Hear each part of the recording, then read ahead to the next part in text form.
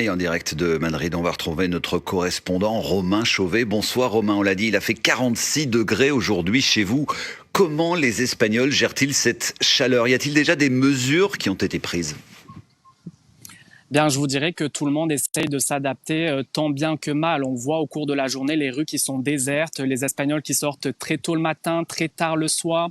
On privilégie également le télétravail. Les Espagnols adoptent un horaire de travail condensé, donc une journée de travail qui débute désormais à 7-8 heures le matin jusqu'à 14 heures, 15 heures en après-midi pour limiter l'exposition au soleil lors des pics de chaleur en fin de journée.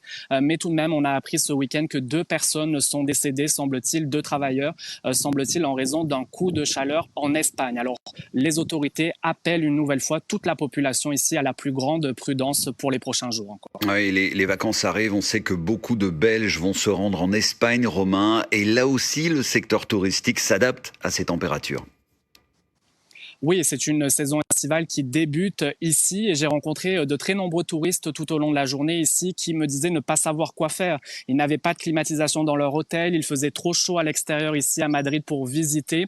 Alors face à cette situation, il y a des villes comme Madrid, Barcelone, Séville qui ouvrent ce qu'on appelle désormais des refuges climatiques. Ce sont des centres culturels, des musées qui ouvrent leurs portes lors des heures les plus chaudes de la journée de façon gratuite. Ils proposent des visites, des spectacles de flamenco, des cinémas également qui proposent des prix réduits lors des heures les plus chaudes de la journée.